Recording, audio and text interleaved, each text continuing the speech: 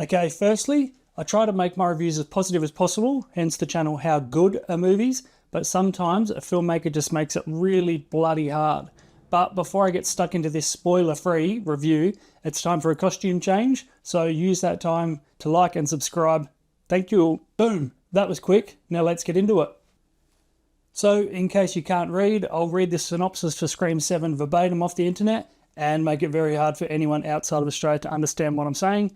When a new Ghostface killer emerges in a quiet town where Sydney has built a new life, her darkest fears are realised as her daughter becomes the next target. Determined to protect her family, she must face the horrors of her past to put an end to the bloodshed once and for all.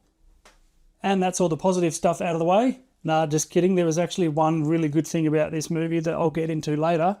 But my number one takeaway from this was that it just felt like a massive money grab that's using the already established Scream audience and in no way would appeal to anyone else or anyone new, and it actually lacked respect for the audience and for the franchise.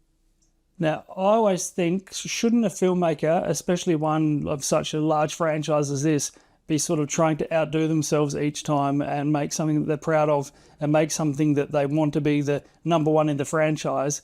But clearly the answer to this is no.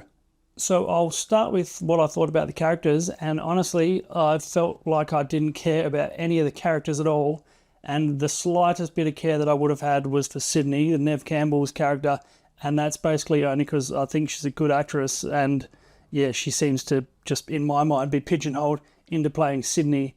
But yeah, that's the only character at all that I cared about and thought, oh, I hope she doesn't die. And with the character Sydney, it was actually pretty weird how all the other characters spoke to her, and they were just all casually talking about the murders and like she was being dramatic about having all her friends killed in multiple events in her life. Yeah, it just seemed very strange that if someone I knew had been part of the whole Scream world and had all their friends die, you wouldn't just be joking about it, especially to their face. Now, the family dynamic between all of Sydney's family, or apart from the two children they mentioned that we never saw, her husband and her daughter, it was very strange and not like any family I've ever met in real life. And yeah, they probably wouldn't be joking about the mum's friend's murders. And also, I don't know if my dad would be joking about my sister losing her virginity, as awkward as this movie made it seem. Basically, every conversation between the characters in this film, it was like the first time they'd ever met, and it was just 100% pure exposition dump. And yeah, they weren't friends. It was like they introduced themselves again and had to discuss everything that happened in their life, even though they obviously were friends or knew each other and lived in a small town.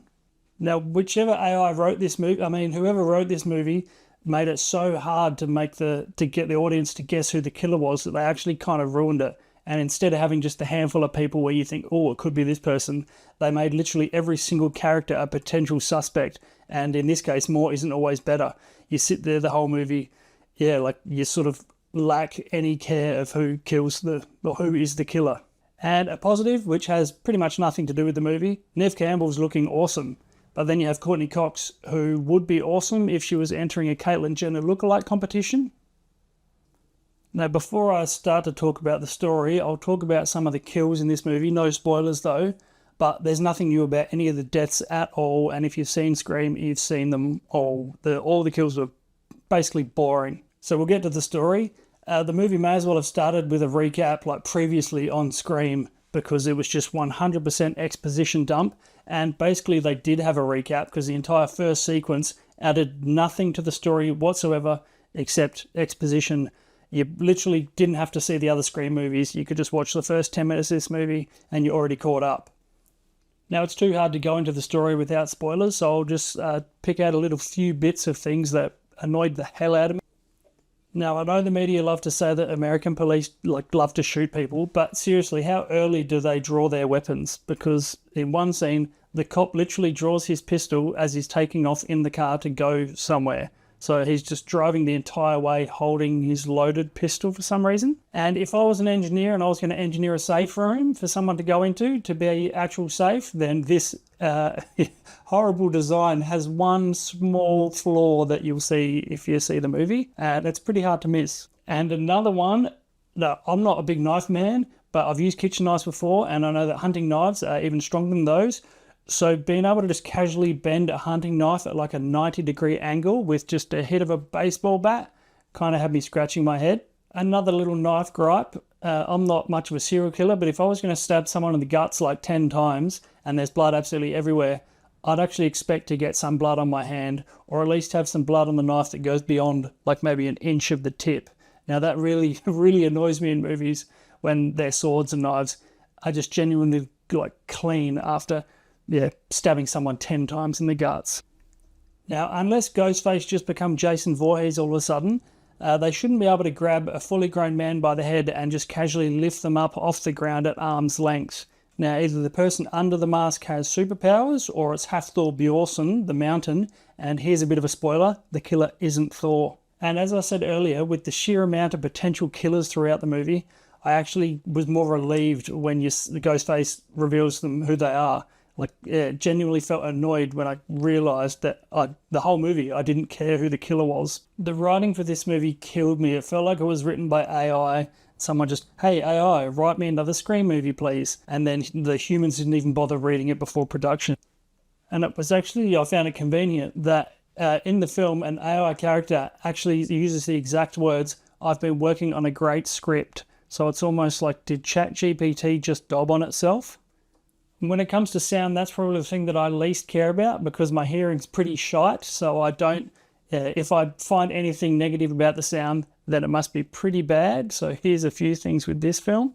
I'm not sure how much the Foley team for this movie got paid, but I'm pretty sure they were getting paid by the decibel, because if the world was actually this noisy, then I wouldn't want to live in it. I've never seen Foley where like blood hitting the ground sounded like throwing 60,000 gallons of liquid on the floor, or brushing past a curtain sounded like the windiest helicopter going past. And once I noticed it, all I could focus was on the Foley and how absolutely noisy this world was. And maybe it's just me losing my marbles, but the attempted jump scares, the visuals and the audio didn't seem to match up. Like the delay in the sound was enough for me to know that a jump scare was about to happen, and that's kind of weird. But saying that, there was one jump scare that actually almost made me fell out of my seat, and that was during the trailers. I hadn't seen the trailer for Passenger before, but yeah, that was by far the scariest bit about the whole experience. And lastly, the only song from the soundtrack that I can remember during this movie was Red Right Hand by Nick Cave and the Bad Seeds, which I found as a strange choice considering most people, or everyone that's ever seen Peaky Blinders, instantly thinks that it's the theme to Peaky Blinders. So it was a strange choice to almost know that you're going to send everybody that's watching it, their mind is going to go off to something else. And on that, the Peaky Blinders Immortal Man preview was on before this, and that looks pretty awesome. And so that was my big whinge dump about that movie, so sorry about such a negative review, but I'll go to the highlight of my cinematic experience today, and as you probably already guessed, it wasn't actually about the film, but it was when I hopped into my car to drive home and Gangnam Style had just started playing on the radio, so that was a bit of a bonus. So all in all, go and listen to Gangnam Style and save yourself the money. Bye.